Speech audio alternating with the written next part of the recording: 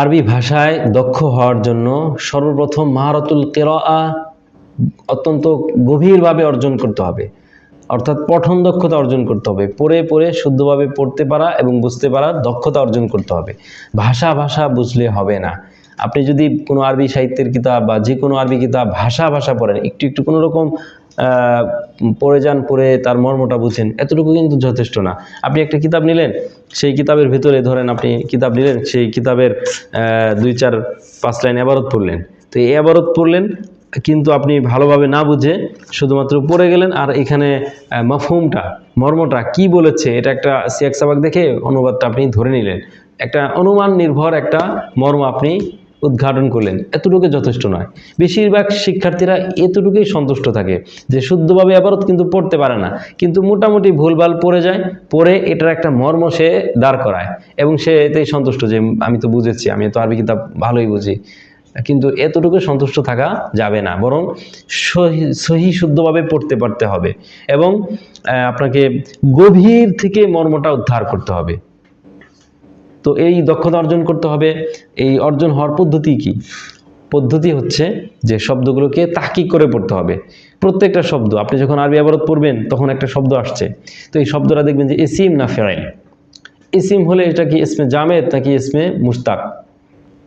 তারপরে এই শব্দটা ইসিম, এটার অহেদ থাকলে তার জমাটা কি হবে, জমা থাকলে তার অহেদ কি, তাসনিয়া শব্দ কি হবে, এই শব্দের অর্থ কি হবে, কতগুলো অর্থ আছে, আপনি যেটা পড়ছেন ওই জায়গাটাতে এই অর্থটা কি অর্থ হিসেবে আসছে এটা বের করতে হবে।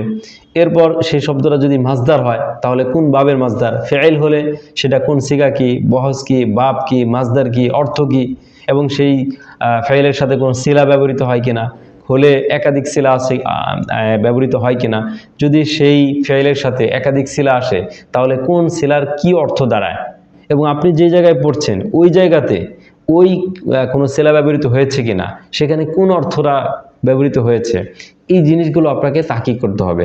এবং ওই শব্দটা যদি ইসিম হয় সেটা কি মুআরাব হবে নাকি মাবনি। মুআরাব হলে সেটা কোন প্রকার, মুআরাবের যত প্রকার আছে কোন প্রকার পড়ে এবং তার ইরাবটা কি হবে, এবং মাবনি হলে মাবনির প্রকারগুলো যে আছে সেগুলোর মধ্যে এটা মাবনি আসল নাকি মুশাবাহ মাবনি। মুশাবাহ মাবনি হলে সেটা তার প্রকারগুলোর মধ্যে থেকে কোন প্রকার, এটা কোন প্রকারে এসেছে, এটা আপনাকে বের করতে হবে। তারপরে মুনসারিফ হলে শব্দটা কি মুনসারিফ নাকি গায়রে মুনসারিফ। গায়রে মুনসারিফ হলে সেই শব্দটার ভিতরে 9 সওয়াবের কোন সওয়াবগুলো পাওয়া গেছে, এই জিনিসগুলো তাহকিক করে করে আপনাকে পড়তে হবে।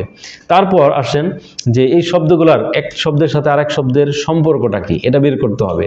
অর্থাৎ শব্দের মাঝে কোনটা ফেল, ওই ফেলের ফাইলকে, মাফুলকে, মুতাআল্লিককে, শব্দের ভিতরে কোনো হাল থাকলে সেই হালটাকে বের করতে হবে যে শব্দটি হাল হয়েছে, এই শব্দটা তামিজ হলে সেই শব্দটা তামিজ হয়েছে, ইত্যাদি। এইভাবে যদি আপনি পড়তে পারেন, একটু কষ্ট হবে, কিন্তু আপনি যদি মেহনত করতে থাকেন, একটু করে চর্চা করেন, এইভাবে ধরুন আপনি প্রতিদিন 5 লাইন, 1 2 3 4 5 পৃষ্ঠার দরকার নেই, মাত্র 5 লাইন আপনি যে কোনো একটি কিতাব থেকে 5 লাইন আপনি পড়বেন। এইভাবে আমি যেভাবে বলে দিলাম, এভাবে তাহকিক করে করে করে করে একটু করে আপনি পড়তে থাকেন, নিয়মিত 1 বছর পড়েন, ইনশাআল্লাহ আরবি ভাষায় আপনি অনেক দক্ষ হবেন। আপনি যে কোনো কিতাব সহিভাবে পড়তে পারবেন এবং বুঝতে পারবেন।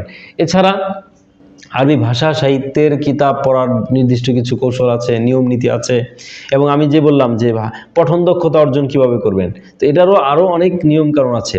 আমার লিখিত আরবি ভাষা ও সাহিত্য শেখার কলা কৌশল বইয়ের মাঝে যে 5টি পদ্ধতি আছে, আপনারা সেই বই থেকে 5টি পদ্ধতি আরও ভালো করে পড়ে নেবেন, বিস্তারিত লেখা আছে, ইনশাআল্লাহ উপকৃত হবেন। আল্লাহ রাব্বুল আলামিন আমাদের সকলকে আরবি ভাষায় যে মাহারাতুল কিরাআ অর্জন করার তৌফিক দান করুন। আমিন। আসসালামু আলাইকুম ওয়া রাহমাতুল্লাহি ওয়া বারাকাতুহু।